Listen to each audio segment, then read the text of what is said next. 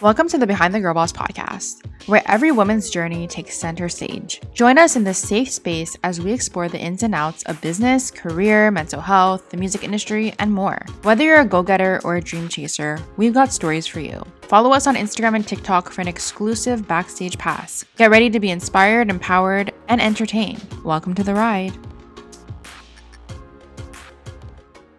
Hey everyone, what's up and welcome back to the podcast. So we have another guest with us and we have Katherine. So hi, Katherine.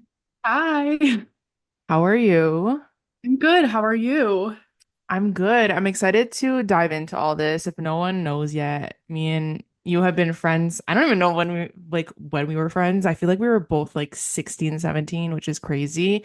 It's been a while and it's been fun to see both of our careers kind of go into different directions. So do you want to start off by telling us a little bit about yourself, who you are, what you do?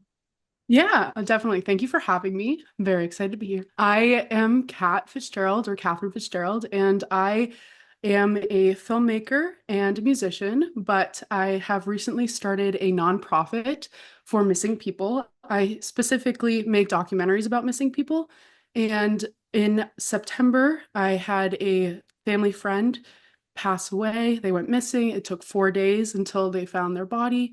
And that kind of sent me into full force of starting a nonprofit to help find missing people. And so my goal with the nonprofit is to have search and rescue dogs that are accessible to everyone with no costs, like for anyone that needs it. Hmm. Also, to advocate for families that need it, to help with social media posts and stuff like that as well. Yeah. Yeah, I'm excited to dive into all that with you and learn more about it. Before I do that, I like to do a little hot seat segment to kind of just break the ice and know little fun facts. So the first one is if you could have dinner with anyone dead or alive, who would it be? Ooh, that is a hard one. I would say Tyler Joseph because he's my Yes. 21 Pilots is my favorite band. They've been my favorite band forever. So yeah. I love that, honestly. Iconic. The next one is what's one book or podcast you recommend to everyone you meet? Ooh, I actually just finished the It Ends With Us series. It was actually, I had seen the movie with friends and I decided to read it. Yeah. And I really thought it was a powerful book series and that it's something not a lot of people are talking about. And I feel like finally, after Gabby Petito went missing, I feel like a lot Yeah. more of the talk has been about domestic violence, but Mm. the book really talks about it well. Yeah. Yeah. A lot of people don't talk about domestic violence enough, or they talk about it when it's too late. So I do think it's a conversation that needs to be had. And then the last one is what's one thing you can't start your day without? Ooh, I always walk Murphy, my dog, every morning. Mhm. I get up like 30 minutes before I have to go to work and I walk her. It's just our little ritual. I love that. I should go on more walks in the morning. I always wanted to, and then I'm just lazy when I wake up. It's starting to get dark now in the morning, so I'm up and it's like pitch black. I'm like, Yeah. okay, for a walk. No, literally, I should because especially because we have less daylight now. I'm like, I need to go on a walk at some point in the day before it becomes pitch black again. Yeah. Yeah. So we're both people who do share a lot on social media and we have a social media presence. And something I like to ask people is what's something that you do for fun that many people may not know that you actually do? Hmm. I think that a lot of people didn't know that I did search and rescue before I Hmm. posted it like a month ago, but I've been volunteering with a group in Massachusetts to learn all of the ins and outs about it, and I've learned a lot from them. I feel like this is obvious, but I love to travel, but I specifically love to travel with my family, which I don't feel like I show a lot of. I show a lot of places I go, but not with my family. But yeah. Yeah, I love that. And growing up, did you always kind of envision yourself in this type of field or did you have a different path in mind? I think so. It's kind of funny. When I was very little, I wanted to be an FBI agent, and that was like my Okay. passion. Hmm. Um, and then I got into YouTube and all of that, and I really wanted to do something with film and stuff like that. And I kind of feel like I've meshed the two, Yeah. where I'm doing documentaries about crimes. Yeah. Yeah. No, yeah. I remember, I don't even know when it was when you started doing documentaries and stuff and your films. How did you kind of start making actual films rather than YouTube videos. Even though YouTube videos could be films, but like you know what I mean? Like instead of vlogs and stuff, transitioning to like films. Yeah, I think it was kind of a strange transition to me because I went to a high school that like was for arts and Yeah. I had previously just been doing it by myself. So then going to a place where I was having to work with other people was interesting because I'm Yeah. so used to everything I think is going to happen. And then it was collaborating a lot. So I Mhm. learned a lot with that. But I definitely think that working with others was a huge learning curve. But I think that is probably the biggest difference between making an actual film and just doing YouTube. But I think both have a way of just connecting with people. So I really love both of them. Yeah. So can you tell us a little bit about Murphy's Mission and what inspired you to really start this? Yeah, so back in 2021, I entered grad school at Emerson College, and I had originally planned to go for environmental documentaries. I really love the ocean and wanted to continue making films about it. And then, as I entered, the same time, Gabby Petito went missing, and it kind of took over the headlines. Yeah. And it kind of took over my whole life, which I was not expecting. Personally, I felt like I knew what happened from the very beginning. I was like, she's missing, and the last person that saw her is at home. Like, Yeah. there's not much, like, so I was just curious why the news was just covering it 24/7 and why it was international news. Because it was And in Canada everywhere. yeah, and there's even like a 60 Minutes episode in Australia. Wow. Like that's like I it's crazy to me. And she became like a household name. Hmm. And I then started watching live streams about it every single day and ended up taking a documentary class where we had to make a short film. And I decided to make one on Gabby Petito. I reached out to her foundation that they made and hoped that I could just get an interview with someone. And it ended up her mom responding, and I interviewed her mom. And I got a lot of great information from her. But the whole time I was just wondering, like, why was Gabby covered and why are there so many other people that aren't? Yeah. Which spiraled into a full film that I made called Missing with Privilege, where I went out to Arizona and I covered a case, Daniel Robinson, and I worked with his dad to talk about Daniel's case and then also search for Daniel. And that film came out in May. And now, after that film came out in September, I had a very close family friend go missing who was of color. And he was on a hike and no one heard from him again. And it took 4 days of searches. No one was able to find him. And we were finally able to get a canine group out, but it costed a ton of money, Hmm.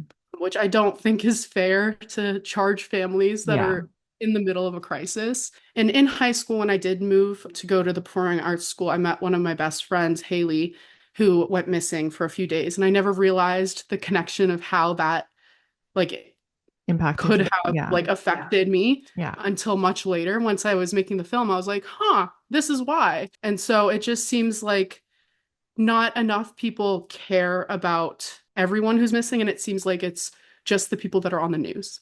Yeah. No, 100%. There's so many stories that like people just don't talk about. And there's like this one kid specifically, forget his name. I think it was Ariel in Montreal. He was a black kid and I think he was like 9 at the time when he went missing. And he's still missing to this day. No one still knows where he is. And it's been like years and years and years. And it barely like hit the news. It hit the news for like a day or two and then like people just gave up and moved on. But I do like agree, like when it is white, usually primarily cis and straight people that go missing, they are hitting the headlines more and for longer lengths than people of color. I don't think you'll have the actual answer, but why do you think that is? Or like, have you seen it get better over like the past years in your point of view? In my point of view, I feel like people have talked about it more. I don't specifically think it's gotten better. I think it's just bias. In my documentary, I spoke to a news guy who lives in Boston, and he kind of told me his point of view. And a lot of it I had to cut out because it was an hour long interview, and I only Yeah. used probably 5 minutes. But there was a lot of information that I think he didn't even really understand why. But from my point of view, it's all of these white people are making news articles and news segments about people that they relate to, Yeah. people that look like them, people that look like their friends, people that are their family members, you know? I think it really starts as like kids and like I did a ton of research for my film, but like it starts with like Disney films and we show as kids. It's there's so much racism in them Yeah. and it's fed to us from a very, very young age. And so I think the main problem is racism, and we all have to look at our internal bias and question it and Yeah. question authority at this point too. Yeah, no, 100%. I do agree. Like, racism is taught. People don't agree with that, but I do think that racism is taught and it's how you're brought up. I've had friends that I had to like check and be like, hey, like, you can't say stuff like that, or like, you can't do stuff like that. And like, they didn't even do it like on purpose. They just like, that's how they were brought up. And I don't think I should be the ones educating them, but they should be educating themselves. But yeah, I think racism is just taught to us and it starts like at home. Yeah, and I think that it's not just racism, but also like homophobia and stuff like that. That's also taught. Like you Yeah. don't just grow up hating everyone. That's Yeah. not the case. So you have to learn it somewhere, and we have to figure out where people are learning it. And a lot of it is from what we watch and what Yeah. we hear. So yeah. Yeah, 100%. So, what would you say are the key goals of your mission, and how do you personally, you talked about it a bit, but how do you personally help families and communities dealing with missing person cases? I have been reached out to by a few different families that just aren't getting the response they should from the media and from police. And so my Mhm. hope is that I can come in and I can kind of be the bridge to the gap that there is between families, the police, and the media. I've my current job, have worked with the police within the community, and I've formed relationships with police officers. So I have like somewhat of a different perspective than just someone that's coming from a vision of like just a family member because I've Yeah. been on both sides. I've been trying to help police with cases and I've also tried to help families with cases. So I think being able to have the social media background on top of it is great because then I can also use what I know from social media and marketing to get faces out there, get names out Yeah. there, get stories out there. Yeah. Yeah. And so when a family member reaches out to you for help, what are the kind of the steps that you need to take to help them? So I first need to know like all of the facts and information, and I need it to be truthful because I've had issues where people try to bend the truth so it makes their family member look better in a sense. Yeah. Because a lot of people, the police will automatically, when they get a case, will label it either a runaway or missing, endangered, or whatever. But a lot of the times, if the person is under 18 and they have a history of mental illness or drugs and alcohol use, they automatically get placed in the runaway category. And so when they're placed in the runaway category, police don't investigate it. They kind of just let it sit. The other problem is that the only alert in America right now, well, that is used often is Amber Alert. They also have Yeah. Silver Alerts, but it's not they're not used for everyone. And Yeah. so if we're able to have an alert for everyone or for specific cases, like I know Gabby Petito's family is trying to do one for domestic violence, but we need one for just your average Joe. Like there's got to be a way to put someone's name and face out there quickly so people can be alerted. Yeah. And isn't there like a time frame that they have to be missing for this? I feel like that So is that like annoying because anything can happen. Like it literally takes 1 minute for something to happen. Yeah, so that is also a misconception. I also Okay. thought.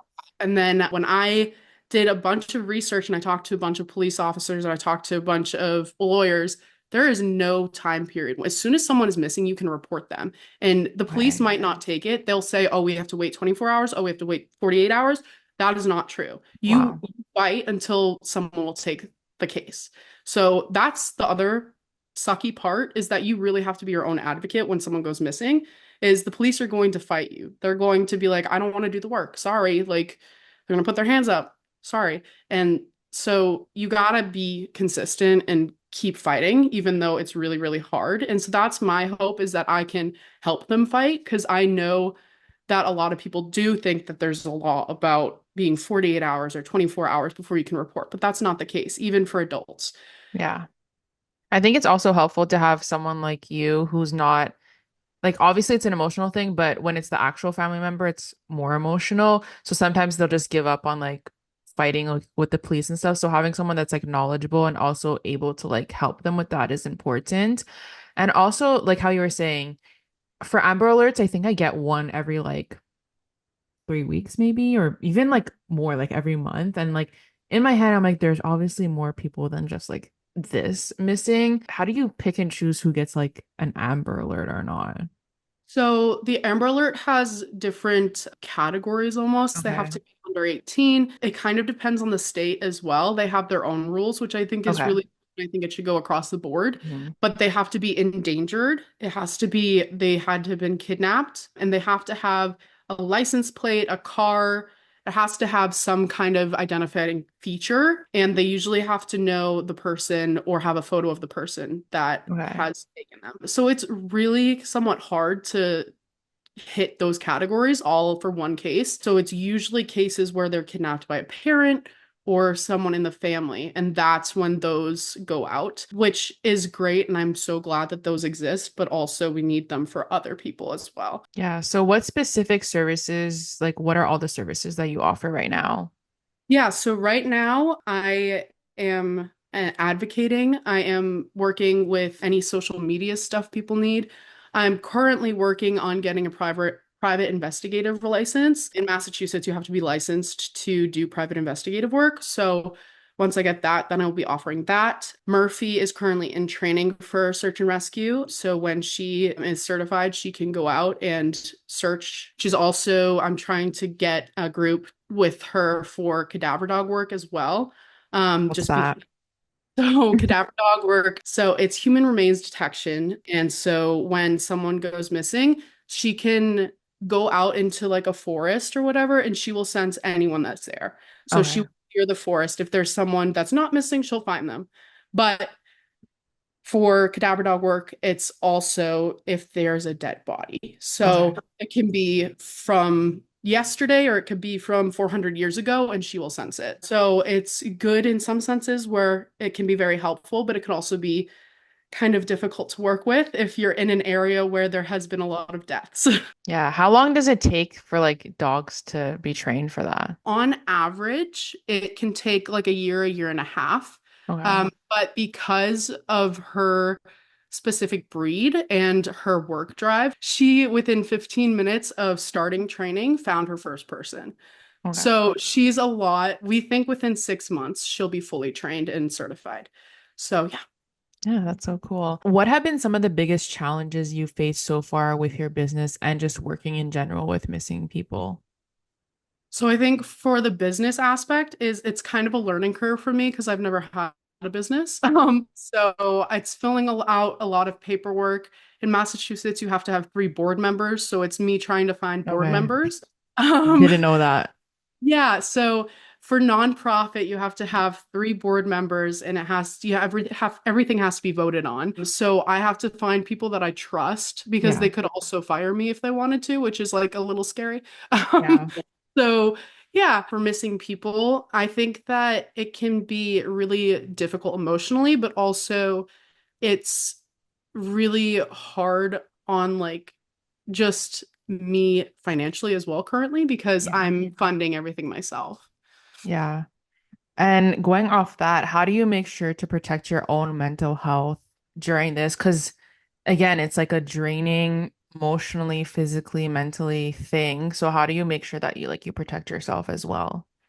Yeah, I think that therapy is important. Yes. But I also think that I need to take breaks, and I do take breaks, and I think that that is really important. So for instance, like going on walks. I love doing that, and I will do that with Murphy, and we will just go, and it helps me just clear my head. Yeah. It can be really, really depressing to just constantly be looking at missing people and Yeah. everyone that isn't on the news. Yeah. So, yeah, but it also gives me some kind of power in my own self because I'm the one being able to put them somewhere. They're able to go online. They're going on my social medias, on my website, whatever. It's at least I'm doing something. Yeah. And how do you think social media specifically plays a role in helping missing people? The best example I have is Gabby Petito. Her parents went on to social media and asked for help on Facebook originally, and it kind of circulated. It went on TikTok, it went on Twitter, Instagram, everything. I think that if you put a name and a story out there on social media and you have people reposting it, you are more likely to find that person because more eyes are on that face in the case. Yeah.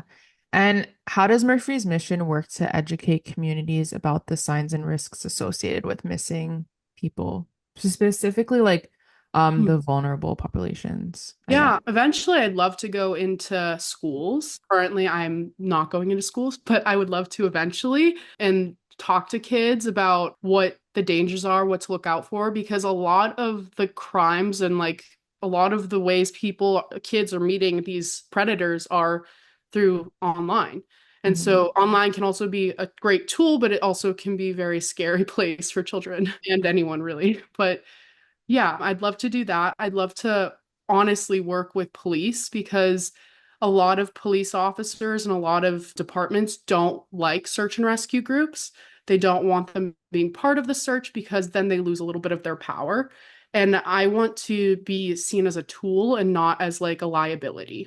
Yeah, 100%. Are you like working on any other films to do with missing people? And how long does it usually take for you to make a film like that? So, my last film, Missing with Privilege, I started pre-production in 2021 and started filming in 2023. Okay. I filmed until August of 2023 and then edited from August 2023 until April of 2024. So Okay. it took a while. I would love to do another film like this. Currently, I'm working on a series called Missing in Massachusetts, where I'm just talking about all of the cases that are currently in Massachusetts. I also am hoping to start soon and continue Unsolved in Massachusetts, which is all the crimes and homicides that have happened that are Mhm. unsolved. If anyone's listening to this right now and wants to like get involved or contribute to raising awareness for missing people or your mission specifically, what can someone do? Yeah, so always share any missing person posts you see. Like that is so helpful. But also, I personally, you can go to our website, Murphy's Mission for the Missing.org, and we have volunteer forms. Right now, we're not having any paid positions because it's all volunteer at the moment. But yes, we're kind of looking for anyone. So even if you have no experience, I'm happy to help. If you know anything about social media, even, that's great. Yeah, so I'm eventually hoping to expand to be in every state. So when someone does go missing, we have someone that we can deploy right away. So it doesn't really matter where you're located in the US. Also, we have social media like Instagram and Facebook right now. And yeah, there's a bunch of different organizations you can look if you do want to have like a more local group that you want to volunteer with. I have a bunch of listed on the website. Yeah, you also have a GoFundMe. Oh I yeah, we saw. have the GoFundMe right now to try to help start Murphy's Mission. Everything will be going right to hopefully missing people and Yeah. then getting this started, paying the bills that are associated with starting a nonprofit and stuff like that. Yeah. And this might be, I don't know if this is a dumb question or if I should know this, but for nonprofits, obviously at the end of the day, to survive and to live, you need to make money. And right now, like you're not from the nonprofit. How do you like end up getting paid through this type of work? Yeah, so nonprofit means that there's no like it's more of a charity. So Hmm. eventually when there is there's money over what we need to spend, then I can get paid and Okay. I can pay a salary to people that work for me. But until then, I am not paid. So is it all like donation based and Yeah, it's okay. donation funds if I can get funds from the government. I have to be a certain kind of charity for that, which is what I'm applying for, but Okay. it's pretty hard to get. But yeah, it's Yeah. like 28 pages of Oh my God. very specific questions that I've never heard of before. But yeah. I love that. So last part of my podcast, I asked people on Instagram to ask you questions, and I picked two of my favorite ones. So the first one is, what was the hardest part for you to start this nonprofit? I think believing in myself has been the hardest part Yeah. because I definitely have, I know you've talked about it before on this podcast, but imposter syndrome. I definitely have that. And I definitely feel like I'm helping, but I also am not. Like, I've been told that from my families that I help and I'm very helpful to them. But to me, like, success would be that there isn't missing people. Yeah. So until then, I don't know if I'm going to feel successful at this. Yeah, and I think that's a hard thing Yeah. to succeed, which sucks and is sad. I think it's inevitable, but I think there's a way for there to be less and less if people are like more knowledgeable on everything. But yeah, it's scary. And you're talking about online and social media and stuff. And as someone who recently started dating again and like trying to use apps, which they're scary as hell, it's like scary to think like you don't actually know who you're talking to. And like I was telling my friend this, like it scares me because like someone can come off one way and then be like a completely different person. And I feel like we trust too easily online, which is weird for me to say because like my two best friends I met online on Twitter. So it's just like crazy because yeah, we never know who we're actually speaking to ever, really. Yeah. No, it's definitely really scary. And there's not really a way to like filter it out, which is even more scary because you could ask someone straight up and say, "Hey, are you who you say you are?" And they could say no or yes, or they could say yes, and then you believe them, and then you're still in the same place. So it's like, Yeah. yeah. Yeah, and it's funny because like how we met on YouTube, and then we went to DC. I did literally was just like, I'm coming to DC. We went to playlist, we shared a room, and like Yeah.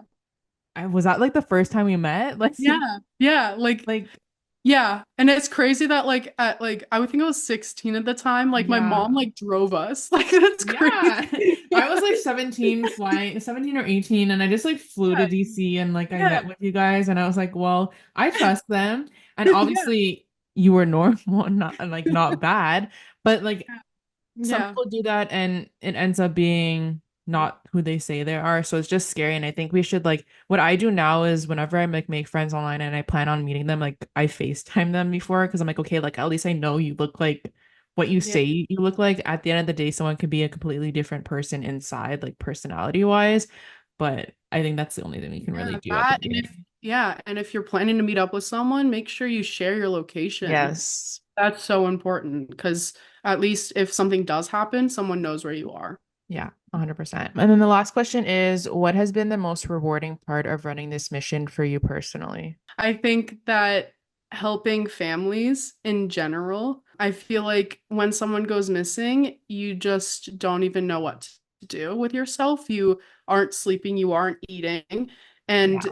on top of it, you're probably stressed about bills because you're trying to get canines or you're trying to get a private investigator or something. And or you're fighting with the police. And I am hoping to take at least a few of those burdens away, which makes me feel like glad that I can do that. But also, it's horrible that as a society, there aren't more people doing that. And Yeah. like that the police aren't really helping. And they're And the ones that should be. yeah, exactly. Like, I don't think that I should have to make a nonprofit to help Hmm. people. Like, isn't that what the police should be doing? But Yeah. yep. Yeah. Yeah. Well, that's all I had for you today. So thank you so much again for coming on and sharing your story. And you're the first person I ever had on about this topic. So thank you for sharing all that. Before you leave, do you want to shout out any of your socials where people can find you, where they can work with you, help you Yeah. out? Yeah. So I definitely want to share one more thing before I Yes. go. If you are ever in a situation where you are going on a hike or if you are going off the grid and your phone's going to die and you don't know if you should just leave it to charge, don't. Bring it with you because even a dead phone can be tracked. So if you do go missing, your phone will be able to be tracked. So yeah, my socials are at Kat Fitzgerald underscore on Instagram. My YouTube is Katherine Fitzgerald, I think. And then Murphy's Mission is at Murphy's Mission on Instagram and at Murphy's Mission on Facebook. And then our website is Murphy's Mission for the missing.org. Awesome. Well, Thank thank you you for so much having again. Of course. Thank you. you.